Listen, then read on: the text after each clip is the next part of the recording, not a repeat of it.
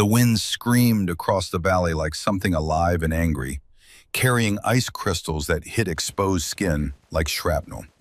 At 11,000 feet, the air was thin enough to make breathing work, cold enough to make that work hurt. Inside the stone shelter, Staff Sergeant Elara Thorne pressed her eye to the thermal scope and watched two heat signatures glow pale orange against the frozen ridge, 1,647 meters away, a mile and change. Through a blizzard that had turned the mountain valley into a whiteout hell for the past 58 hours. Her finger rested against the trigger guard of the Shytac M200. The rifle was cold enough that touching metal with bare skin would leave tissue behind. Even through her liner gloves, she could feel the brutal temperature leaching into her hands, into her bones, into the fine motor control she'd need in approximately 90 seconds. The crosshair held steady on the primary target. Center mass, 11 centimeters of allowable error at this range, accounting for the wind, the cold, the uphill angle, the rotation of the Earth itself. She took a half breath, held it. The trigger broke clean.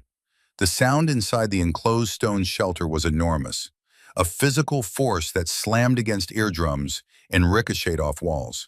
The rifle's recoil drove back into her shoulder with the familiar violence of a .408 Shytac at full charge. She worked the bolt without lifting her eye from the scope, stayed on target through the thermal's green-black display.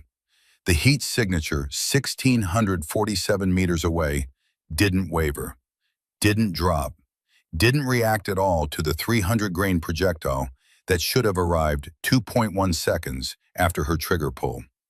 Wind shifted at departure. The thought was clinical, immediate, and completely certain. Miss left, approximately 3 meters. Behind her in the shelter, someone let out a breath that might have been a laugh, or might have been something closer to despair. "Told you," Private First Class Declan Shaw said from the back wall. His voice carried the particular satisfaction of being proven right about something everyone had hoped he was wrong about. "Nobody makes that shot. Not in this, not at that distance. Physics don't give a damn about determination." Elara didn't respond. She was already marking the wind deviation on her datapad. 8 degrees, leading edge of the lull. The atmospheric shift she'd felt through the barrel the instant the round left the chamber. She'd known immediately, the way you always knew when you'd rushed the trigger or pulled the shot or let your breathing betray the perfect stillness the mathematics required.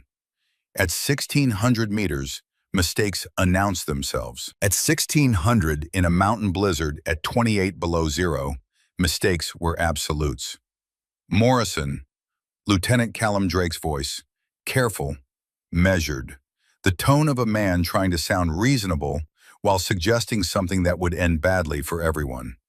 "We need to discuss alternate extraction options." Elara set down her pencil. The shelter had gone very quiet except for the wind, which never stopped, and the labored breathing of Corporal Sullivan Reed against the far wall, where the field dressing on his thigh had soaked through again, and the second wound across his shoulder blade had started bleeding despite the pressure bandage. "Next lull is in 18 minutes, she said. "I'll be ready." Shaw pushed away from the wall. He was young, 24, with the kind of face that would age into hard lines if he lived long enough. Right now, it just looked angry. "You had your shot. You missed. We're not sitting here while you—" "Private," Master Sergeant Garrett Ashford's voice cut through the shelter like a blade. Not loud, didn't need to be. "Stand down." Shaw's jaw worked, but he stood down. Ashford looked at Elara, 47 years old, 24 years of service, a face that had stopped showing surprise about anything a long time ago. "Can you make the shot?" "Yes." "Then you'll get another chance." Drake opened his mouth. Ashford's expression didn't change, but something in his posture shifted, the kind of subtle recalibration that came from 2 decades of command, and Drake closed his mouth without speaking. The shelter returned to its previous state, 10 soldiers in cold weather gear that wasn't quite adequate for the temperatures outside. 58 hours into a siege that had started as a routine patrol and become something else entirely when the storm moved in, and the enemy sniper team took position on the granite shelf overlooking the valley. Ilara went back to her calculations. The mathematics of the shot existed independent of anyone's opinion about whether she should take it. 58 hours earlier, the valley had been merely cold instead of lethal. The patrol had been standard, 10 soldiers, 3-day sweep of the northern sector, checking observation posts and supply caches along the high mountain passes where the border ran through terrain too rugged for anything except foot traffic and the occasional pack mule. The kind of assignment that was 90% endurance test and 10% actual tactical value. They'd been on hour 16 when the weather report came through. Pressure system moving faster than projected. Storm front expected to arrive by nightfall. Recommend return to forward operating base or shelter in place at the nearest hardened position. Ashford had made the call to shelter. The stone structure was 200 meters ahead. An old shepherd's hut, built from mountain granite sometime in the last century, with walls thick enough to stop small arms fire, and a roof that had been reinforced with sheet metal by some previous military tenant. Not comfortable, but survivable. They'd reached it with an hour to spare. The storm had arrived on schedule. Everything after that had been chaos in slow motion. The enemy sniper team had been in position before the storm hit, had known it was coming, had chosen their location with a kind of tactical patience that spoke to professional training and recent intelligence about American patrol patterns in the sector. The first casualty came at hour 12. Reed, moving between the shelter and the secondary observation post 30 meters away. The round had caught him in the left thigh, high up where the femoral artery ran close to the surface. He'd made it back to the shelter on his own power, leaving a blood trail in the snow that disappeared within minutes under the accumulating drift. The wound wasn't immediately fatal. Field medicine had stopped the bleeding, but it had made movement impossible for Reed, and movement was the only way out of the valley that didn't involve waiting for weather that showed no sign of clearing. Hour 24 brought the second casualty. Shaw attempting to reach the forward cache point for additional medical supplies. The enemy round had missed his head by inches, struck the rock face beside him, and sent a fragment of stone through his right eye socket. Not deep enough to penetrate the orbital bone, deep enough to fill the eye with blood and turn half his world into darkness and pain. Hours 36 through 48 had been a slow demonstration of exactly how trapped they were. 2 more near misses. No fatalities, but no movement either. The enemy sniper owned the space between the shelter and anywhere else. Moving in that space meant dying. By hour 48, the situation had crystallized into something simple and brutal. They couldn't move. They couldn't call for extraction through the storm static that had turned their radio into useless noise. Reed's condition was deteriorating despite the antibiotics and the pressure dressings and everything else they could do with a field medical kit. And the enemy position on the ridge remained untouchable, protected by distance and weather and the fundamental mathematics of ballistics that made return fire from their position into an exercise in wasting ammunition. Ashford had stood at the shelter's narrow firing port, staring through binoculars at the ridge where thermal imaging showed 2, sometimes 3 heat signatures. He'd stood there for 20 minutes without speaking.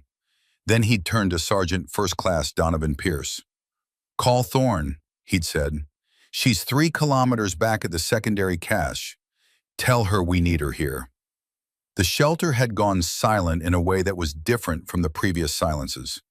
This one had texture, weight. Pierce had reached for the radio without hesitation, but Shaw had straightened from where he'd been sitting against the wall, his good eyes sharp with something between disbelief and anger. "The woman from Montana?" His voice carried clearly despite the wind. "You're sending a girl to make a 1,600-meter shot in this?" Ashford's expression hadn't changed.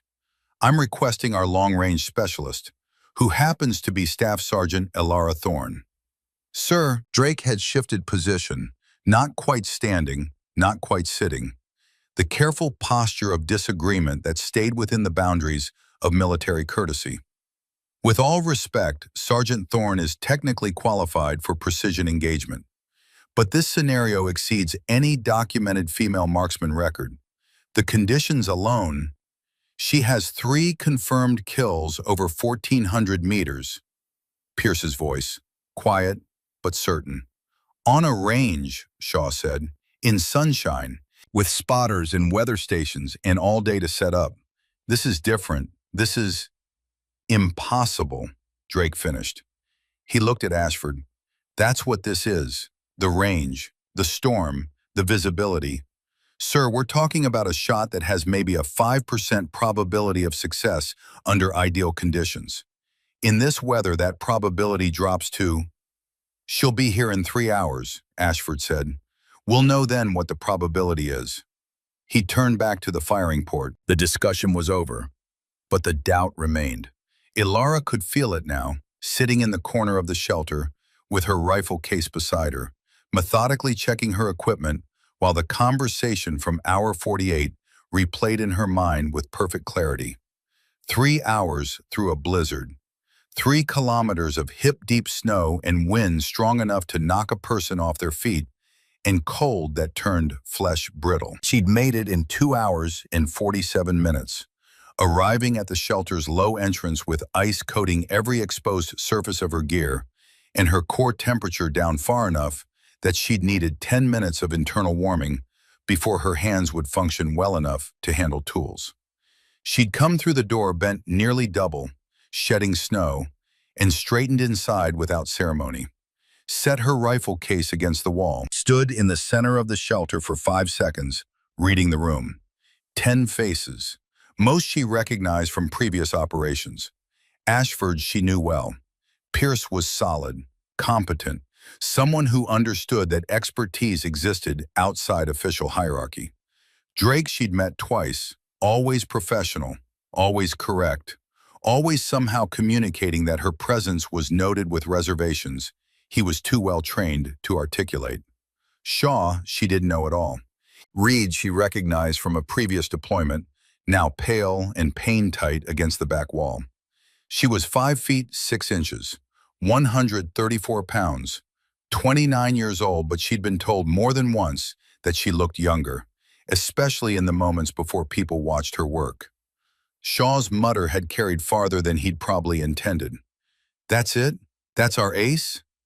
Ilara had ignored him, walked to the thermal scope, spent 40 seconds looking through it at the ridge, adjusted magnification twice, said nothing. Then she'd turned to the map table where Pierce had the topographic chart spread out, grease-penciled with positions and ranges and firing angles. She'd looked at it for 4 seconds. 1,647 meters from the firing port to the primary target position, she said. Uphill angle, 7.38 degrees. Temperature differential between here and the ridge shelf is approximately 6 degrees. Wind at ground level is 30 to 50 kilometers per hour, but ground level is irrelevant.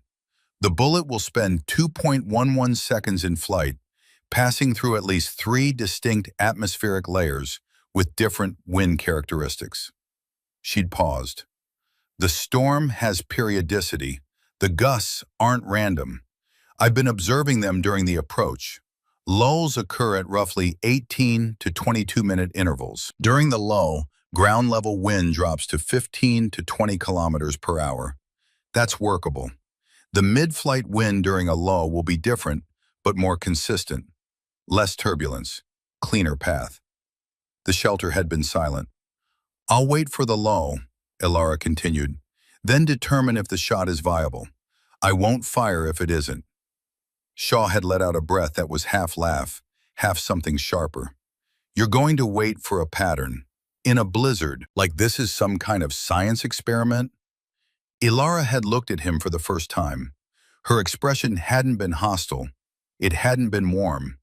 It had been the look of someone noting information that wasn't relevant to the calculation at hand. The bullet drop at this temperature is 32.4 meters, she said. The Coriolis effect at this latitude adds approximately 3 centimeters of drift to the right. Wind deflection during the lull, accounting for the valley's natural channeling effect, will push the round approximately 2.1 meters to the left. I'm accounting for all of it. She turned back to the map. The mathematics exist whether you believe in them or not. Another silence. This one had a different quality, the kind that came when people who'd been certain about something suddenly weren't. Pierce had moved to her side. You've done this before. Long range in adverse conditions. 1,420 meters, North Dakota. Winter conditions but no active storm. 1,434 meters, Alaska. Mountain terrain, high wind but clear visibility. She'd set down the map. Never past 1,500 in an active storm. So no, I've never done exactly this. But you think you can, Ashford said, not a question. I think the shot exists. The question is whether I can execute it. She looked at him directly. I won't know until I try. Drake had shifted position again. And if you miss, the enemy will have our firing position confirmed by muzzle flash. They'll adjust fire. We'll be pinned even more than we already are. Yes, Alara said. That's a significant risk. Yes, for a shot you've never made. Everyone makes every shot for the first time once, Alara said. Then it's either a shot you've made or a shot you missed. Either way, you know more than you did before. Shaw had stood up. This is insane. We're betting our lives on private. Ashford's voice hadn't been loud. This is the second time I've asked you to stand down. There won't be a third. Shaw had sat back down. Ilara had opened her rifle case. The Shytac M200 had a certain elegance to it. Not beauty exactly. Precision instruments weren't beautiful in the aesthetic sense, but there was something clean about the way form followed function. 30-inch barrel, bolt action, chambered in 408 Shytac, a round that had been designed specifically for extreme long-range precision, the kind of cartridge that treated physics like a negotiation rather than a limitation. She'd carried this rifle for 3 years, had fired 4,200 rounds through it at ranges from 300 meters to 1,600. She knew its harmonic signature, the way the barrel vibrated at different temperatures, the exact pressure required to break the trigger at 28 below zero versus 20 above. The scope's precise zero at sea level, at 5,000 feet, at 10,000 feet in air so thin that ballistic calculations required adjustments most shooters never thought about.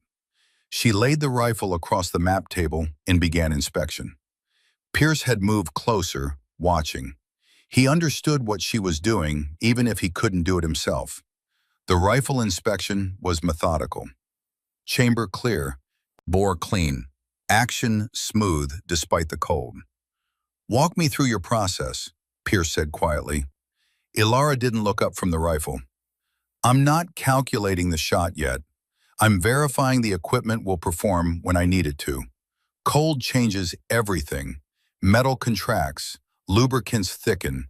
A rifle that shoots true at 20 degrees won't shoot the same at -28. She worked the bolt. Smooth. The calculations come after I know the platform is reliable. No point in perfect math if the rifle fails. In the wind, I watch, I time, I build a model. She began reassembling the rifle. The lulls tell me when windows exist. The snow movement tells me what the wind is doing at different ranges. Then I calculate whether those windows are wide enough for a 2.1-second flight path. Pierce was quiet for a moment. You make it sound simple. It's not simple. It's systematic. There's a difference. She looked up at Pierce. The Coriolis effect is small, but real. At this latitude, a bullet traveling northeast will drift approximately 3 centimeters right over 1,647 meters of flight. That's built into the scope adjustment. The spin drift from the rifling adds another 2 centimeters right, also compensated. What I can't fully compensate for is the wind variability. The lulls are predictable in timing, but not identical in character. Each one is slightly different, depending on how the pressure system is moving through the valley at that exact moment. So you wait, Watch the lulls. Build a pattern model. Exactly. And when the next one comes, I make my best estimate based on incomplete data and 2.1 seconds of flight time I can't control. And if you're wrong, then I missed, Alara said, and we try again. Shaw's voice from across the shelter. If we survived the counterfire, Alara didn't respond to that. She'd finished the rifle inspection, began checking her cold weather gear. Gloves. The liner gloves she'd wear for the shot, thin enough for trigger finger sensitivity, not thick enough for real warmth. Her hands were the equipment that mattered most. More than the scope, more than the calculations. The fine motor control required to break a trigger at exactly the right moment, with exactly the right pressure, without disturbing the rifle's position by even a millimeter. At 1,600 meters, a millimeter at the muzzle became a meter at the target. Drake had approached the table, stood there for a moment without speaking, then, "Sergeant Thorne, I need to ask you something." Alara looked at him. "Have you ever missed?" Drake's voice was careful. "At range, under pressure, have you ever taken a shot like this and missed?" The shelter had gone quiet again, everyone listening. "Yes," Alara said. "When?" "Qualifying course, 1,600-meter target, wind 10 to 15 knots, clear conditions. I missed twice before I hit." She met his eyes. "Every shooter misses. The difference between good shooters and great ones isn't that great ones never miss. It's that great ones know why they missed, and they adjust." "This isn't a qualifying course." "No," Alara agreed. "This is harder. The stakes are higher. The conditions are worse. And I still have to make the shot because there's nobody else here who can." Drake held her gaze for a long moment, then nodded and stepped back. Ashford had been watching from the firing port. Now he turned. "How long do you need?" "First lull should be in 40 minutes based on the pattern I observed during approach. I'll take position 20 minutes before that. I need the barrel to stabilize at ambient temperature, and I need to observe the lull characteristics before I commit to the shot." "So you might not shoot on the first lull." "I won't shoot unless I believe I can hit." "And if the first lull isn't viable, how many more before Reed's condition becomes critical?" Ilara glanced at Reed. The corporal's face was gray. The pain medication was keeping him functional, but not comfortable. Medically, he has maybe 36 hours before infection risk becomes severe. Realistically, he needs evacuation sooner, which we can't do while that sniper position is active. "Correct," Ashford nodded. "Then we wait for your shot and hope it's sooner rather than later." He'd said it without emphasis, but the weight of it had filled the shelter anyway. 10 lives, one shot. Conditions that made the shot borderline impossible. And a woman who'd just admitted she'd never done anything quite like this before. The shelter had gone very quiet. Not the silence of doubt. The silence of 10 people who understood that theoretical possibility was about to become practical test. That calculations on paper would now face execution in wind, in cold, in distance. Ilara picked up her rifle and moved to the firing port. The mathematics were complete. Now came the part where her hands had to prove they could match what her mind had calculated. Pierce had followed, set up the thermal scope on its bipod, given her access without crowding her space. She'd settled into position, prone, the rifle barrel extended through the narrow port into the screaming wind and the horizontal snow, in the visibility that measured in meters when it should have measured in miles. Through the thermal scope, the enemy position showed as pale smears of warmth against frozen granite. 2 signatures, sometimes 3. The primary target was stationary, prone, the heat pattern of a shooter maintaining position for extended periods. 1,647 meters away. Ilara had begun timing the wind. The first lull had come 38 minutes later. She'd felt it more than heard it. The way the sound changed, the howl dropping to something lower, the snow at the firing port going from horizontal to briefly weightless to falling. Her hand had moved to the elevation turret. The adjustment she'd pre-calculated. Quarter MOA, minute of angle. At 1,600 meters, a quarter MOA equaled approximately 4 inches. The difference between center mass and a miss that proved Shaw right and Drake right, and everyone who'd ever doubted that a woman could make this shot right. She'd settled into the rifle, cheek to stock, eye to scope, the thermal image showing the target's signature exactly where it had been for the past hour. Still prone, still in position, still unaware that someone was calculating the precise trajectory required to end that position permanently. Her breathing had slowed. Half breath. Hold. The wind had continued to drop, the lull deepening. Snow crystals suspended briefly in something approaching stillness. She'd taken up trigger pressure, felt the creep, the wall before the break. Her finger finding that exact point where another fraction of a millimeter would release the firing pin and send 300 grains of copper and lead on a 2.1-second journey through air cold enough to alter its ballistic properties in ways that required mathematics most people couldn't even visualize. The trigger had broken. The rifle had slammed back into her shoulder, and 2.1 seconds later, the target signature in the thermal scope had remained exactly where it was. Unchanged, unhit, alive. Winds shifted at departure. She'd known it immediately. The atmospheric betrayal that turned perfect calculations into approximations and approximations into misses. Behind her, Shaw had laughed. Not humor, vindication. But Alara was already marking the deviation on her pad, already calculating the adjustment, already preparing for the next lull, which would come in 18 to 22 minutes if the pattern held, and which would be her second chance to prove that impossible was just another word for difficult until someone made it routine. Reed's labored breathing continued in the back corner of the shelter. The wind built again toward its full, sustained roar, and through the thermal scope, the enemy sniper position remained active, untouched, 1,647 meters away, across a valley that had become a proving ground for exactly how far competence could reach when every variable was designed to make reaching impossible. Alara began her calculations for attempt number 2.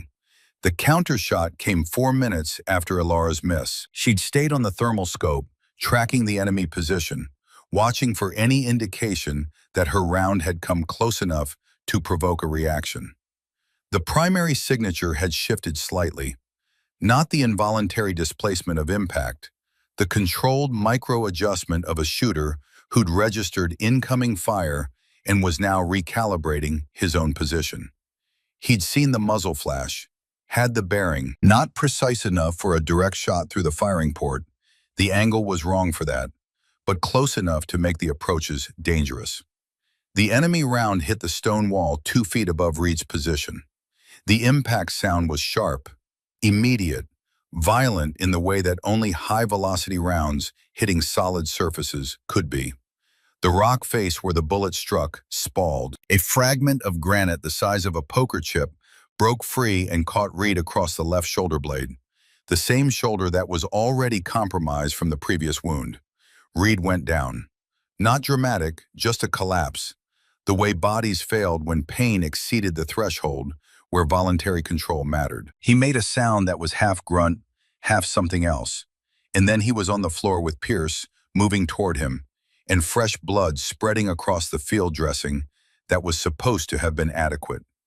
Shaw came off the wall fast. His good eye was wide, the damaged one still covered with gauze that had gone from white to rust brown over the past day and a half. She gave them our position for nothing, for a fucking shot that... Private, Ashford's voice cut through the shelter like a blade.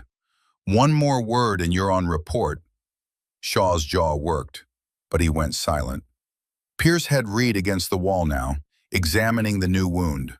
The fragment hadn't penetrated deeply. The real problem was the cumulative damage. 2 wounds on the same side. Blood loss that was manageable in isolation, but concerning in aggregate. And the infection risk that came with any penetrating trauma in an environment where sterile technique meant doing your best with a field kit, and hoping antibiotics did what they were designed to do. Bleeding's controlled, Pierce said after 30 seconds, but he's getting worse. We need to move him within 24 hours or we're looking at sepsis. Ashford nodded, looked at Alara, who turned from the firing port to assess the damage. Your evaluation?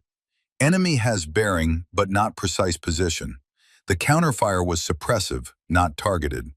He's making us cautious about the firing port, but he can't eliminate it as a threat. She paused. Reed's deterioration changes the timeline. We don't have 36 hours anymore. We have less than 24. Can you make the shot in that time frame? Next lull is in 17 minutes, if the pattern holds. And if you miss again? The shelter went quiet. Everyone waiting for her answer. Shaw with his arms crossed and his expression saying everything his mouth wasn't allowed to. Drake with his careful neutrality that somehow communicated doubt more effectively than Shaw's open hostility. Pierce steady, watching, waiting. Reed on the floor, breathing shallow, his face the color of old paper. Then I adjust again, Alara said. The first miss gave me data I didn't have before. Wind deviation at 8 degrees during the lull's leading edge. That's not a guess anymore. It's a measurement. The next attempt accounts for it. Drake moved closer to the map table where Alara had been working. The data pad was covered in notes, numbers, diagrams, wind vector calculations that looked more like advanced physics than field marksmanship.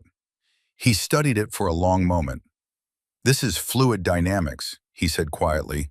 You're mapping wind behavior across 1,600 meters of mountain valley, in real time, with a pencil. Yes, most people can't do that. Most people aren't trying to make a 1,647-meter shot in a blizzard. Drake looked up from the pad. His expression had changed. Not belief, not yet, but something adjacent to it. The recognition that what he was looking at represented expertise he couldn't fully evaluate, but could at least acknowledge as legitimate. You've been building a model, not just calculating averages. Averages don't exist in terrain, Alara said. Wind follows topography. The valley channels it. The ridge notch at 800 meters accelerates it, creates vortex patterns. The lulls aren't identical. They're variations on a theme, but they follow rules. Physics doesn't guess. She indicated the diagram she'd drawn. The bullet's journey has 4 chapters. Watch. She traced her finger across the paper. First 400 meters, the valley walls squeeze the wind into a channel. Fast, consistent. The bullet knows what to expect here. Her finger moved. Then the valley opens. Wind slows, spreads out. The bullet breathes easier for 400 meters. Finger to the notch mark. Here's the problem, this ridge gap. Wind sees a shortcut and accelerates through it. Creates a vortex. The bullet hits a wall of turbulence for 200 meters. Has to fight through. Final section. Then past 1,200, the wind gives up. Stabilizes. The bullet can settle into its final trajectory. Pierce had moved to look at the diagram. You see the valley like a story. I see it like terrain. Terrain shapes wind. Wind shapes trajectory. It's not random, it's geography. You observed all this? During the first lull, and during approach to the shelter, snow movement at different ranges tells you wind behavior. You watch the patterns, map them, then you calculate bullet flight time through each zone and adjust hold accordingly. Shaw's voice, quieter now but still edged. You calculated all that and you still missed. Alara turned to look at him. Not defensive, just factual. Yes, because I modeled average wind in each zone. But wind doesn't do averages. At departure, there was an 8-degree microgust from the valley wall. 0.3 seconds. The bullet was in that window. She set down her pencil. The calculation was correct. The timing was incomplete. Now I have the missing variable. The gust happens at every lull's leading edge. Valley geometry causes it. Cold air releases from wall pockets when main flow drops. Shaw's jaw worked. So one miss taught you that? One miss confirmed the terrain model. 90 minutes of observation suggested it. Ballistic theory predicted it. The miss proved it. Her voice hadn't changed, still certain. Next attempt accounts for it. That's not guessing, that's learning. Shaw looked at Drake. Drake looked at the diagram covered in calculations. Neither spoke. Drake had stepped back from the table. He looked at Ashford. "Sir, I need to state my concerns formally. We have one wounded who needs urgent evacuation. We have limited medical supplies. We have an enemy position that now has improved targeting data on our location. And we're betting everything on a shot that Staff Sergeant Thorne has already missed once." "Noted," Ashford said. "If she misses again, then we're in exactly the same situation we're in now. Pinned. No extraction. Reed deteriorating. Nothing changes except we have more information." Ashford looked at Alara. "How many attempts do you think you'll need?" "Can't know until I take them, but each miss makes the next attempt more likely to succeed. I'm building a better model with each observation, which means the enemy is also building a better model of our position with each muzzle flash," Drake said. "Eventually that counterfire gets accurate enough to be a real problem." "Yes," Alara agreed, "which is why I need to hit sooner rather than later." The shelter fell into another silence. This one lasted longer. The kind of quiet that came when everyone was thinking the same thing, but nobody wanted to say it out loud. That they were trapped, that their options had narrowed to a single point, that a 29-year-old woman with a rifle and a pad full of calculations was the only thing standing between them and a very bad outcome that started with Reed dying and probably didn't end there. Pierce broke the silence. "How long until the next lull?" Alara checked her watch. 14 minutes. I need to be in position in 8. I'll set up the thermal." "Thank you." She'd gone back to her calculations. Not because there was more to calculate, the mathematics were complete, but because the act of verification helped. Checking and rechecking, making sure the elevation adjustment was correct, the windage hold, the trigger pull weight at this temperature, the breathing pattern that would give her the stability she needed for those critical 2 seconds between settling the crosshair and breaking the shot. At 1,647 meters, there was no room for approximation. Either the calculations were correct and the execution was perfect, or the target remained alive and they tried again.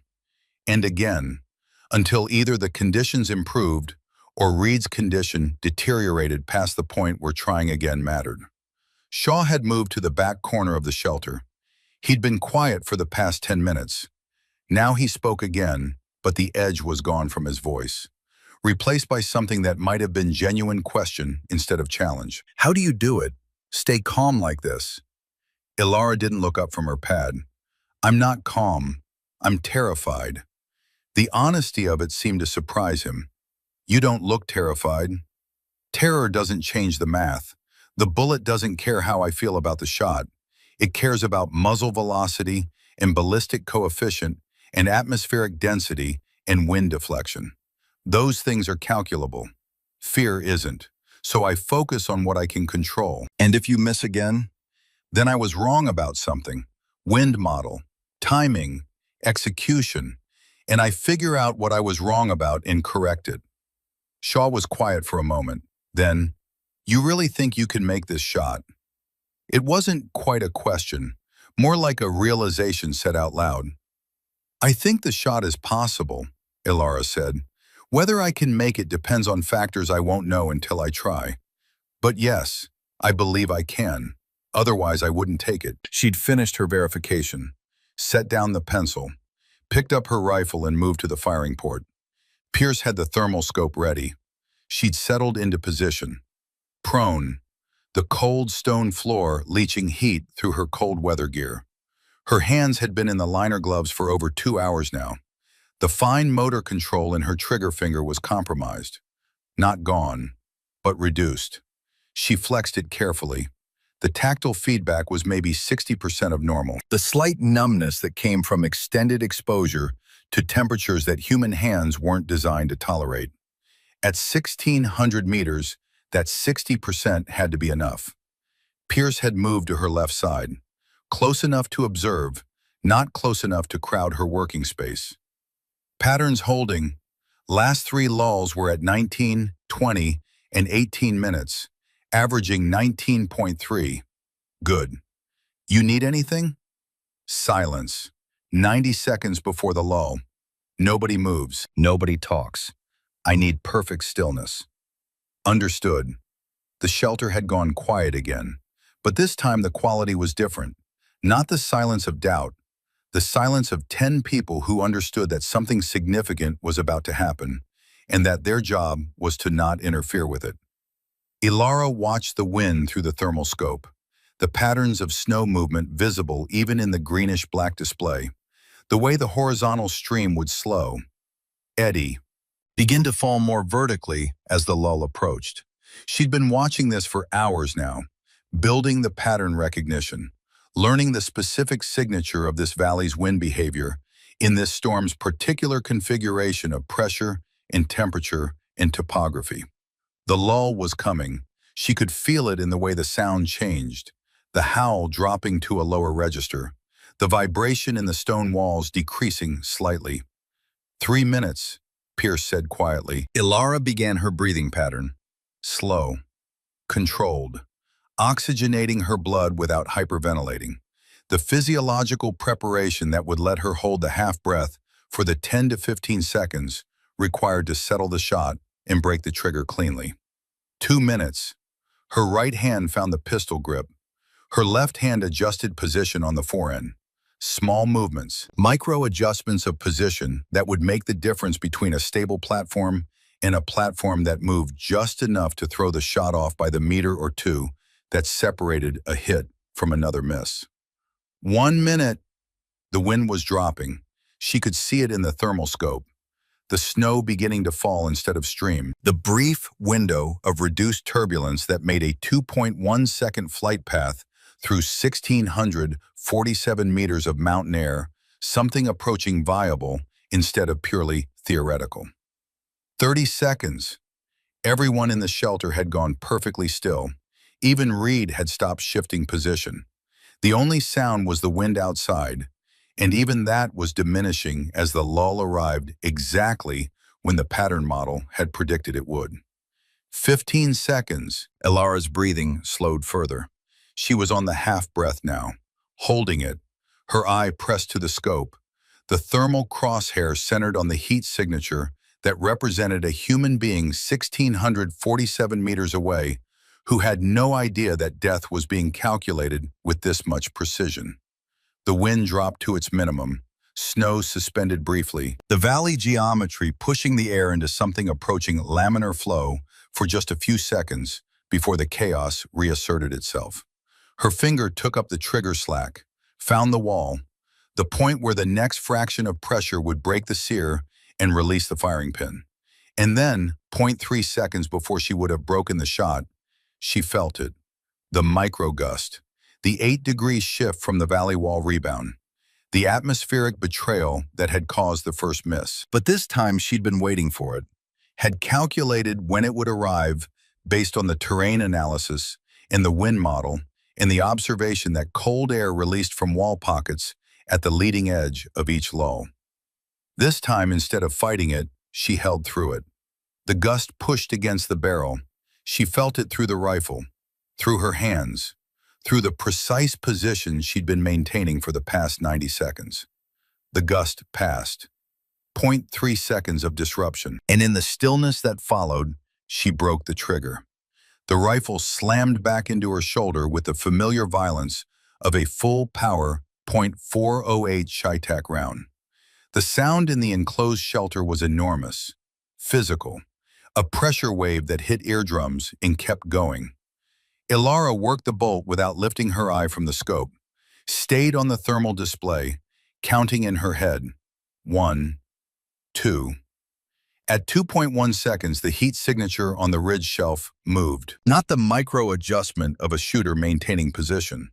The sudden, involuntary displacement of a body receiving high-velocity impact. The signature dropped, went down behind the ridge stone, disappeared from the thermal scope's angle of view, and didn't come back up. 5 seconds passed. 10, 15. The second heat signature, the spotter, was moving now, but not toward the primary's position, away from it. Fast movement. The pattern of someone who just watched their partner take a hit from an origin point they couldn't see and had made the immediate calculation that staying in position meant dying. The spotter was retreating, full withdrawal, not tactical, panicked. Because if someone could land a shot at 1,647 meters in these conditions, then the position that had seemed untouchable for the past 58 hours was actually a death trap. Pierce was on the thermal scope now, confirming what Alara had seen. Primary signature down, not moving. Secondary signature withdrawing, fast. He's abandoning position. The shelter remained silent for another 10 seconds. Then Reed, from the back wall, let out a sound that might have been a laugh, or might have been pain, or might have been the kind of release that came when someone realized they were going to live after all. Shaw stood slowly, walked to where Alara was still in position at the firing port, looked down at her. His expression had gone through several changes in the past 2 seconds and was still settling into something he could articulate. You, he stopped, started again. That was, I don't, he couldn't finish the sentence. Alara lowered the rifle, looked up at him. I held through the gust. The timing was right this time. You held through, Shaw's voice trailed off. You felt the wind shift and you just trusted it?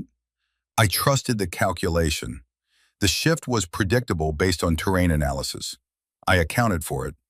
Drake had moved to the thermal scope, spent 30 seconds verifying what Pierce had already confirmed. When he turned back to the room, his expression had changed completely. The careful skepticism gone, replaced by something that looked like he just watched someone do something he'd previously considered impossible. That was, he paused, searching for words. I've never seen anything like that. It was math, Alara said, and execution. The math was always possible. Execution required conditions that allowed it. You calculated a vortex, in a blizzard, and timed your shot to account for a microgust that lasted a fraction of a second. Yes, Drake shook his head slowly. How many people in the world could make that shot, in these conditions? Alara considered the question. Maybe 5, globally, maybe 3, and you're one of them. Now I am. An hour ago I wasn't sure. The shelter had erupted into something that wasn't quite celebration, but was definitely relief. The pressure that had been building for 58 hours releasing all at once. Reed was laughing, the sound harsh but genuine. Pierce was on the radio, trying to raise command through the static to report the enemy position neutralized. Even Shaw had cracked something that might have been a smile. Only Drake remained still. He approached Alara as she began cleaning the rifle, stood there for a moment before speaking. Staff Sergeant Thorne, his voice was quiet. I was wrong.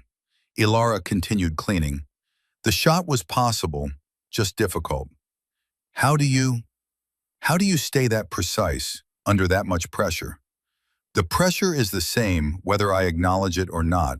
The calculations don't change based on how I feel about them. So I focus on the calculations. Drake was quiet for a moment. Then, we'll talk more later, but thank you for making the impossible routine. Shaw had approached now too, his earlier hostility completely gone. Morrison, I was an asshole. I laughed. I said you couldn't do it. I was wrong about all of it. Alara set down the cleaning rod. You were right that the shot was unlikely. You were wrong that unlikely means impossible. But that's a learning curve. Now you know. How many times have you done this? Shots that nobody thought you could make. Often enough that I've stopped counting. The first 100 times people doubt. After that, they start asking how you do it instead of whether you can. And how do you do it? Alara finished reassembling the rifle. Practice. 10,000 rounds at range, building muscle memory until the mechanics are automatic. Then when the impossible shot comes, your hands already know what to do. Your conscious mind just has to not interfere. She stood. Her legs had gone stiff from the extended prone position. She stretched carefully. The shot wasn't magic. It was preparation meeting opportunity. I've been ready to make that shot for 3 years. I just needed the conditions that required it. Pierce had gotten through on the radio. Static-filled but functional. He was reporting position status to command. Enemy neutralized. Extraction requested. Priority medical evacuation for Reed. The response came back broken but clear enough. Weather window expected in 4 hours. Helo inbound at that time. Maintain position. Confirm friendly casualties. 1 critical, 2 minor, 0 KIA. The shelter settled into a different kind of waiting. Not the desperate trapped waiting of the past 58 hours. The patient waiting of people who knew extraction was coming, and their job was just to stay alive until it arrived. Ilara sat against the wall with her rifle across her lap. The adrenaline was wearing off now, leaving behind the fatigue that came from extended precision work in brutal conditions. Her hands ached, her back ached. The cold had settled into her bones and would take hours of warmth to fully expel. But the shot was made, the position was neutralized, and 10 soldiers were going home instead of waiting for weather to clear over their bodies. She'd just proven that execution mattered as much as calculation. The weather window arrived at hour 62, exactly when the revised forecast had predicted it would. The storm hadn't stopped. Storms at this altitude and this time of year didn't stop so much as they paused, reconsidered, shifted their weight before deciding whether to resume or dissipate entirely. This one was pausing. The wind had dropped from its sustained 50-kilometer howl to something closer to 30. Still significant, still dangerous for aircraft, but within the operational parameters for a mountain extraction if the pilots were skilled and willing to accept risk. The radio call came through at 0640 hours. 2 Black Hawks inbound, ETA 90 minutes. Prepare for hot extraction. No ground time. Load wounded first, then equipment, then personnel. Ashford had acknowledged, begun organizing the shelter for movement. 58 hours of static defense had turned the stone hut into something between a command post and a field hospital. Equipment everywhere, medical supplies, ammunition, the accumulated debris of 10 people living in 200 square feet under siege conditions. It all had to be packed, secured, ready to move when the birds arrived. Ilara had been at the firing port for the past hour, maintaining overwatch on the ridge position. The thermal scope still showed one heat signature where the primary target had gone down. Stationary, not moving. The biological signature of a body that had stopped generating heat in any meaningful way, except the slow, ambient cooling that came after death. The spotter hadn't returned. Pierce had been monitoring communications. Nothing on enemy frequencies. No chatter. No coordination. Just silence where there should have been activity if the position was still viable. "Think he's still running?" Pierce asked quietly. Ilara kept her eye on the scope. "If he's smart, yes. If he's loyal to his dead partner, maybe he's repositioning for a revenge shot. But the math isn't in his favor anymore. We know he's there. We've proven we can reach his position. His advantage is gone." "You think he watched it happen? The hit?" "Probably. Spotters watch impacts. That's the job. He saw his partner take a round from 1,600 meters out in a blizzard. That's the kind of thing that changes your assessment of the tactical situation." Pierce was quiet for a moment. "What do you think went through his head when he saw that?" Ilara considered the question. Fear. Immediate reassessment of his life expectancy. Recognition that the protected position he'd been operating from for 58 hours was actually a target box. And then the survival calculus that said staying meant dying. You ever think about it? The people on the other end? Sometimes, not during the shot. During the shot, it's just math and mechanics. After, sometimes I think about it. They made choices that led them to that ridge. I made choices that led me to this firing port. The choices intersected. One of us was better at the mathematics. She paused. I don't lose sleep over it, but I acknowledge they were people. Just people who were trying to kill my people. Shaw had been listening. He'd been different since the shot. Quieter, more thoughtful. The vocal skepticism replaced by something that looked like reevaluation of assumptions he'd been carrying. You really think like that? Pure math? During the work, yes. Emotion interferes with precision. After the work, I'm human like everyone else. I feel it. But feeling it during the shot means missing the shot. So I separate them. That's cold. That's professional. Cold would be enjoying it. I don't enjoy it. I just don't let not enjoying it prevent me from doing it well. Reed's condition had stabilized over the past hours. The fresh bandaging had controlled the bleeding from the shoulder wound. The antibiotics were holding off infection for now, but his color was still bad and his pain responses suggested internal damage that field medicine couldn't fully address. He needed surgery. Real surgery. Hospital surgery. The kind that required facilities they wouldn't see until the extraction was complete. Drake had been working with Ashford on the evacuation sequence. Load order. Priority assignments. Who went on which bird. The calculus of moving wounded and healthy in a configuration that didn't exceed weight limits while maintaining tactical flexibility in case the extraction went wrong. Morrison goes on the first bird with Reed, Ashford said. Medical priority plus our most valuable asset for the after-action report. Drake nodded, then paused. Sir, I need to formally document my earlier assessment errors. For the record, I expressed doubt about Sergeant Thorne's ability to execute the mission. I was wrong. That needs to be in the official report. It will be, along with her performance metrics, which are going to make some people at Division very interested in how we're utilizing our long-range assets. She's one of a kind. No, Ashford said. She's one of about 3 in the world, which means she's effectively unique for our purposes. And people are going to want to understand how a shot that shouldn't be possible became routine. Drake looked toward where Alara was still at the firing port. It wasn't routine for her. You saw her face before the second attempt. She was scared. Being scared and being competent aren't opposites. They're often prerequisites for each other. You can't be truly competent at something dangerous if you're not scared of it. The fear proves you understand the stakes. She said she was terrified. And then she made the shot anyway. That's not confidence, that's courage. Different thing entirely. The extraction timeline compressed as the hour approached. 70 minutes, 60, 50.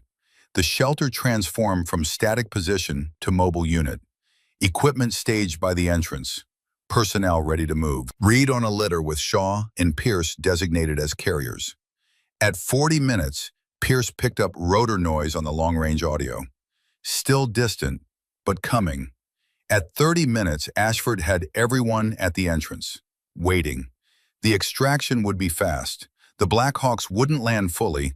Hover extraction with the birds maintaining altitude and the troops loading through the side doors while the pilots fought the wind to keep the aircraft stable. Dangerous. But less dangerous than staying another night with Reed's condition deteriorating and the weather forecast suggesting the next window might not come for 72 hours. At 20 minutes, the radio crackled. Lead bird calling in their approach. Visual on smoke marker. Confirm landing zone clear. Confirm no hostile contact. Ashford responded. Zone clear. No hostile contact. Enemy position neutralized. Standing by for extraction. The lead pilot's response was clipped, professional. Roger, 2 minutes out. Be ready. Ilara had secured her rifle. The Chi-Tac went into its case. The case went onto her back. She'd be carrying it through the extraction. Couldn't risk leaving it. The rifle was assigned to her specifically, had been zeroed for her shooting style. Leaving it meant losing 3 years of customization and familiarization. Shaw approached her as they waited. Hey, Morrison, can I ask you something? Go ahead. That gust, The one you held through on the second shot. How did you know it was coming? Ilara adjusted the rifle case. Terrain analysis. The valley walls create pockets where cold air accumulates. When the main wind flow drops during a lull, the pressure differential releases those pockets. It happens at the leading edge, zero point 0.3 to zero point 0.5 seconds into the lull. I observed it on the first attempt, didn't account for it properly. Second attempt, I knew to expect it. But you didn't just account for it, you held through it, let it pass, then shot. The gust was predictable. Fighting it meant introducing correction error. Accepting it meant waiting for stable conditions immediately after. The math was cleaner that way. Shaw shook his head slowly. I've been shooting for 6 years. I thought I was pretty good. Then I watched you do that and realized, I don't know anything. You know plenty. You just haven't spent 11 years doing nothing but long-range precision work. Expertise is time plus deliberate practice. You'll get there if you want to. Could you teach me the wind reading, the terrain analysis? Some of it, the rest you have to learn by doing. 10,000 rounds at range, watching wind, building pattern recognition. There's no shortcut. 10,000 rounds. Give or take, that's what it took me to get competent at extreme range. Your mileage may vary. The rotor noise was loud now, close. The Blackhawks coming in fast and low, using the valley terrain for cover, even though the hostile position was neutralized. Pilots trained to assume threat until wheels up and clear. The first bird appeared over the ridgeline, black against the gray storm sky. The distinctive profile of a UH-60 with side doors open and crew chiefs visible in the doorways, scanning for threats, ready to provide covering fire if the extraction went hot. The bird flared, nose up, losing forward momentum and transitioning to hover. The rotor wash hit the shelter entrance like a physical force. Snow and ice crystals blasting horizontal. The noise overwhelming. The kind of sound that made communication impossible except through hand signals in training. Ashford was directing. Reed first. Shaw and Pierce carried the litter at a run. The crew chief reached down, grabbed the litter, hauled Reed up into the bird with a kind of practiced efficiency that came from doing this too many times under too many bad conditions. Shaw and Pierce followed. Up and in. The crew chief signaling for more. Capacity available. Next load. Drake went. Then 3 more soldiers whose names Ilara knew but hadn't worked with closely during the siege. The first bird was full, peeling off, banking hard and accelerating out of the valley while the second bird moved into position. This one came in even faster. The pilot had watched the first extraction, knew the drill, knew the exposure time, wanted to minimize it. Ashford went up, then Pierce, then 2 more. Ilara was designated last on the second bird. Deliberate choice. If something went wrong and the second bird had to abort, she could provide covering fire with the Shytac while waiting for a third extraction attempt. She was moving toward the bird when the shot came. Not from the ridge position, from somewhere else. Lower, closer, maybe 800 meters instead of 1,600. A different angle entirely. The round hit the stone wall 3 feet from where Ashford was coordinating the load. The impact sprayed rock fragments. One caught him across the forearm. Not serious, but enough to draw blood and confirm what everyone had just realized simultaneously. The spotter hadn't retreated, he'd relocated. Incoming! The crew chief was shouting into his headset. Hostile fire! Source unknown. Continuing extraction. The second Blackhawk maintained hover. The pilot fighting to keep position while the crew chief reached down for Ashford. But Ashford had already moved, was pointing at Ilara, shouting something that couldn't be heard over the rotors, but was clear enough in gesture. She was supposed to go up. Last load. Get clear. Another shot. This one closer. The spotter was walking his fire toward the Blackhawk, trying to force the pilot to abort. Standard anti-extraction tactic. Make the landing zone too hot. Force the birds to leave personnel behind. Ilara made the calculation in approximately 2 seconds.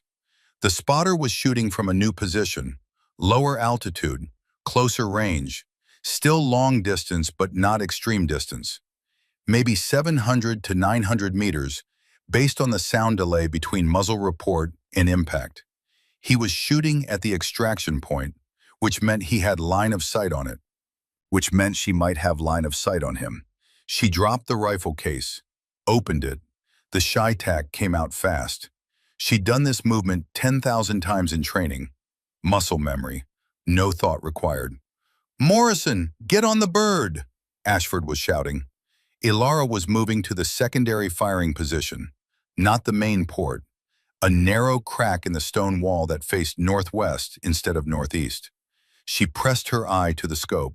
No thermal, just the standard optic, scanning, looking for muzzle flash, movement, anything that would give her a firing solution. The spotter shot again. She saw the flash. There, 700 meters, maybe 720, behind a boulder cluster that provided cover and concealment. But he'd had to expose to take the shot, and exposure meant vulnerability.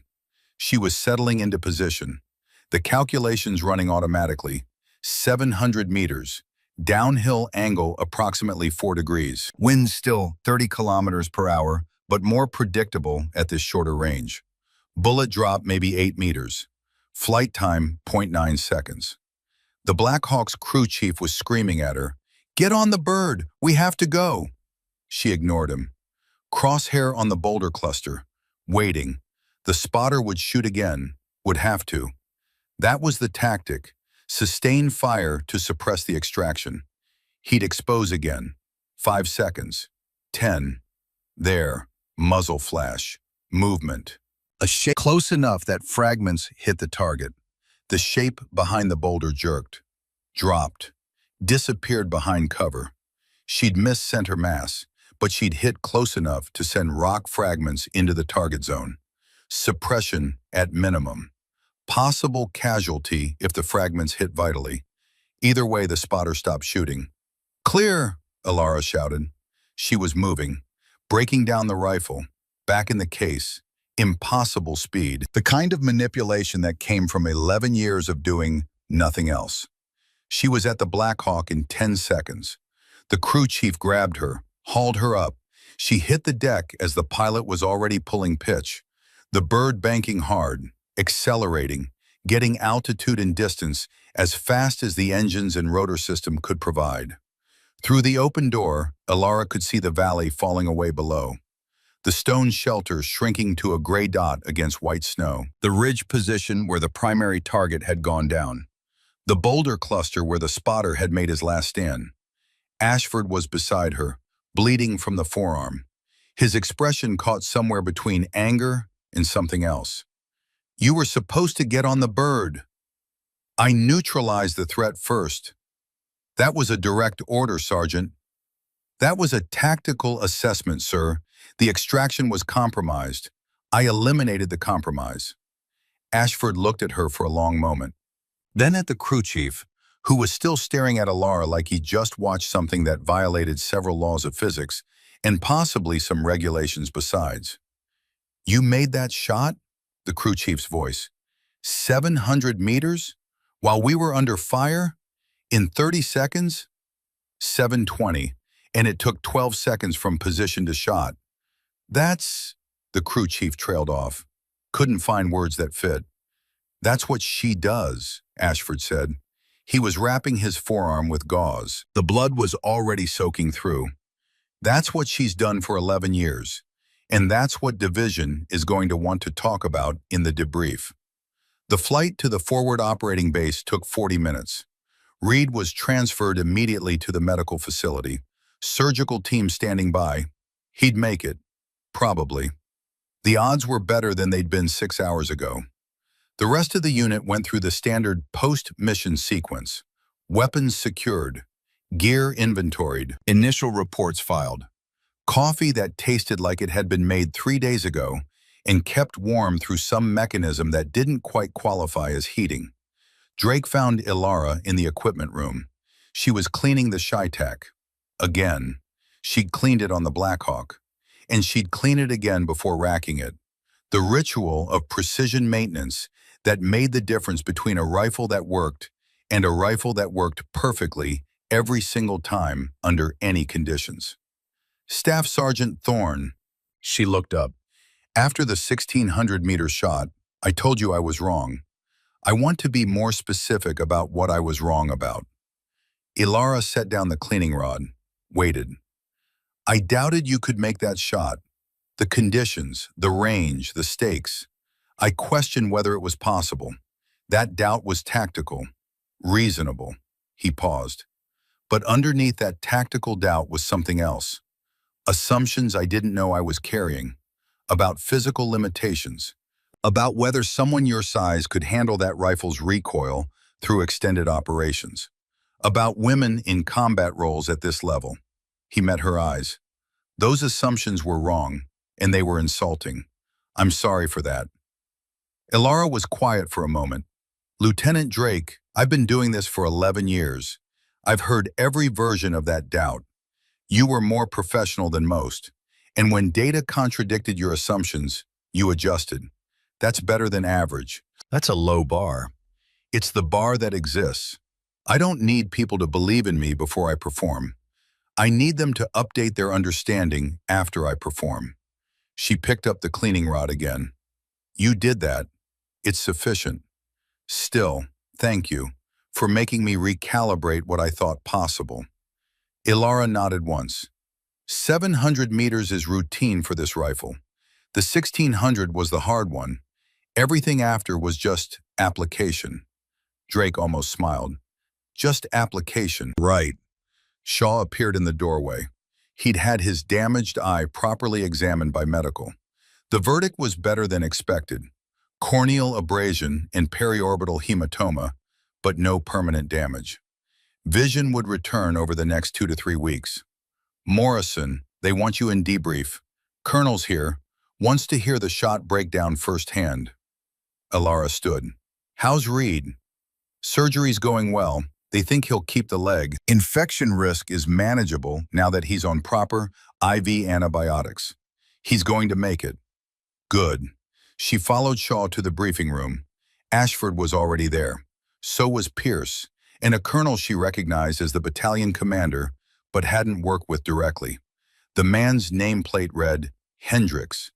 His expression suggested he'd read the preliminary reports and was having trouble reconciling them with what physics said should be possible.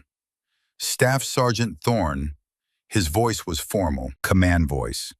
I've read Master Sergeant Ashford's initial report.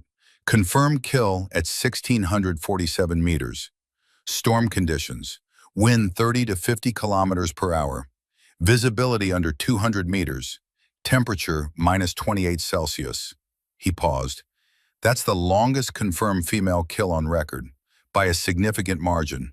And the conditions put it in a category that has maybe 3 comparable shots in the entire history of warfare. Yes, sir. Walk me through it. Not the technical details, those are in the report.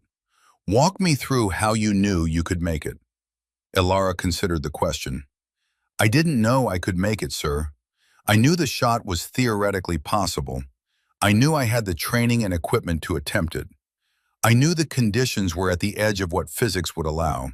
And I knew that if I didn't try, 10 soldiers were trapped with degrading medical situations and no clear extraction timeline. So you took the shot. I took 2 shots, sir. The first missed. Wind deviation I hadn't fully accounted for. The second hit because I used the first attempt's data to improve my model. Hendricks looked at her for a long moment. You're going to be invited to speak at the Advanced Marksmanship course at Benning, probably multiple times. They're going to want to understand how this is teachable versus how much of it is innate skill. Most of it is teachable, sir. The innate part is just pattern recognition speed. That can be developed with sufficient practice. How much practice? 10,000 rounds at extended range, 5 to 7 years of dedicated work. Possibly less for someone with natural aptitude. Hendricks nodded. Your rifle, the Chi-Tac, that's a custom build? Modified from base configuration, yes, sir. Barrel selected for cold weather harmonics. Trigger adjusted for my hand size and pull preference. Scope zeroed at altitude. It's been my primary weapon for 3 years. And you maintain it yourself? Yes, sir. Nobody else touches it. Good. Keep doing that. Hendrik stood. You're getting a commendation. Probably multiple commendations once Division finishes reviewing this. You're also getting assignment options. Places that want long-range specialists are going to request you by name. You'll have choices. Thank you, sir. Don't thank me. You earned it. 1,647 meters in a blizzard isn't luck. It's expertise at a level that gets studied. He paused at the door. One more thing, that second shot. The spotter at 700 meters while we were extracting under fire. That was excellent tactical thinking. Risky, against orders, but excellent. I assess the risk as acceptable, sir, which is why it was excellent instead of just reckless. He left. The briefing room emptied. Ilara sat alone for a moment. The adrenaline that had been sustaining her for the past 60-plus hours was gone now, leaving behind fatigue that went down to cellular level. But underneath the fatigue, something else. The quiet satisfaction of problems solved through preparation. 10 soldiers extracted. Reed in surgery with good prognosis. Enemy position neutralized. Mathematics proven through execution. Pierce appeared in the doorway. Medical says Reed's out of surgery. Clean repair. No permanent damage. He'll be walking in 6 weeks. Ilara nodded. Good. He asked about you, said to tell you thanks. I did my job. You did everyone's job and made it look like math. Pierce smiled slightly. Get some rest, Morrison. You've earned it. She headed for the barracks. 3 weeks leave. Montana. The family range where she'd learned to shoot at age 12. Where her father had taught her that precision was a form of respect. Respect for the rifle, for the target, for the mathematics that connected them. She'd practice, not because she needed to prove anything anymore, because competence was built in repetition. 10,000 rounds had gotten her to this level. The next 10,000 would take her further. The shot would become legend, would be taught at courses. Students would study the wind calculations, the terrain analysis, the decision to hold through the microgust. They'd wonder if it was really possible, and their instructors would tell them, yes. One woman did it, in a blizzard, at altitude, with 10 lives depending on her getting the mathematics exactly right. The impossible shot wasn't impossible, it was just extremely difficult. And difficult was what separated adequate from excellent. One shot at a time.